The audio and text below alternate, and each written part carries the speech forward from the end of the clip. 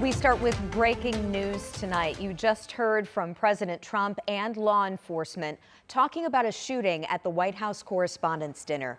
President Trump and Vice President J.D. Vance are safe tonight, and a suspect is in custody. So we want to keep you updated on what we know so far. Both the president and the vice president were evacuated this evening, along with members of the administration and press, when someone charged a security checkpoint with multiple weapons, police say, just outside the ballroom they were in. Now, we want to let you see and hear the moment those shots rang out.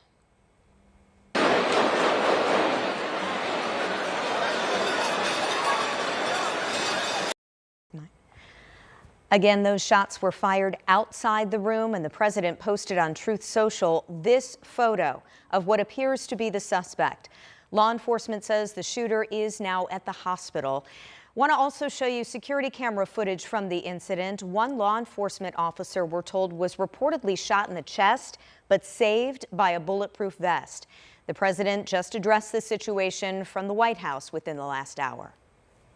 To a room that was just totally unified. It was in one way very beautiful, a very beautiful thing to see. A man charged a security checkpoint armed with multiple weapons, and he was taken down by some very brave members of Secret Service, and they acted very quickly. The Correspondents' Dinner will be rescheduled. Of course, we will share all the new developments as soon as we learn them on air and online. You can also tune into 13 Sunrise starting at 6 a.m. for the latest updates.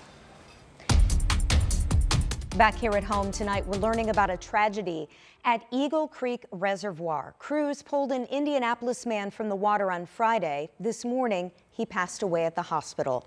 Now we're hearing from his wife, devastated by this loss. As our Brandon Schaff reports, she says he was doing exactly what he was known for, helping others. The wife of a man who tragically died in an incident here at the Eagle Creek Reservoir on Friday is doing what she can to honor her late husband and make sure that people remember him for the good that he tried to do throughout his life. Frederick Holmes devoted his time to helping others. He created Hands of Angels Outreach, helping homeless people by offering prayers, food, clothes, and information. He and his wife Holly were once homeless themselves, living out of their truck. Holly says he was kind and selfless. He also loved to fish, which is what he was doing on Friday before tragedy struck. He was catching them left and right, and we said we love each other, we kissed, we held hands, and that's when everything happened. He did something that he always done, and that was help people. Holly says it happened fast, after someone's boat came loose on the dock. Well, once the guy realized that it was his boat, he tried to swim out to get it, but it was too far out. And that's when my husband jumped in the water and never came back. Despite being rescued by divers, he died at the hospital. A fisherman who frequents Eagle Creek Reservoir says there are two currents there, one on the surface you can see and an undertow below it you can't see. The water's dangerous. You can't take this for granted. See, this nature, and it's unforgiving, you know, and I'm very sorry, and I will keep the family in my prayers. Holly and Frederick were married for less than a year. She plans to continue his outreach to help others.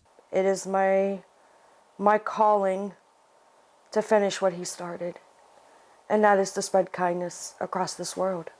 Which she says will be his legacy. In Indianapolis, Brandon Schaff, 13 News. Holly plans to hold a memorial for her late husband at Eagle Creek in the next couple of weeks.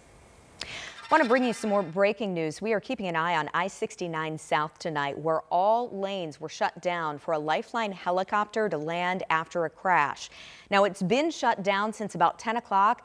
This is really the closest traffic camera we can see in that area. This is just south of Martinsville. You can see lights in the distance there.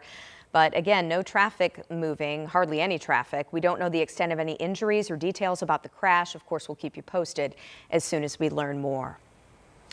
New tonight, we're learning police are investigating a death at the Indianapolis airport after a woman reportedly fell. According to an airport police report, dispatchers watching a security camera just after noon saw a woman fall from the outer curb of Upper Terminal Drive. They say the 38-year-old landed around 50 feet below in a grassy area. Emergency crews tried to save her life for more than a half hour, but she was pronounced dead. The airport is now investigating. Metro police are investigating after responding to a crash that turned out to be a homicide. This happened just after midnight on the east side near 10th and Emerson. Metro police say a pickup truck crashed through the side of a building next to a gas station. The man driving died at the scene, and IMPD tells us they later discovered he'd been shot. You can see the large hole in the building here. We've also been told an injured passenger, a 15-year-old boy, is now being treated at the hospital. We stopped back by this scene today and saw the daycare business there is now boarded up where the truck crashed through.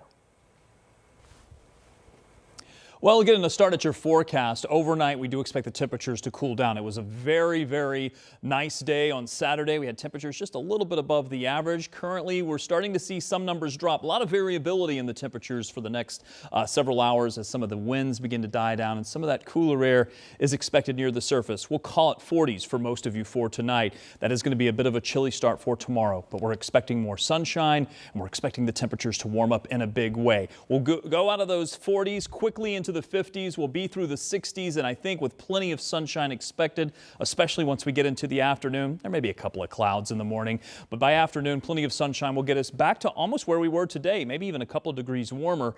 Mid-70s expected for our daytime highs. This is one of the warmer days in the next 7 days. We do have another warm day on Monday. We're expecting some storms, so enjoy this nice weather while you can, because things are about to change next week, including a big cool down. Coming up, I'm going to talk about how long that cool down lasts as we head closer to May.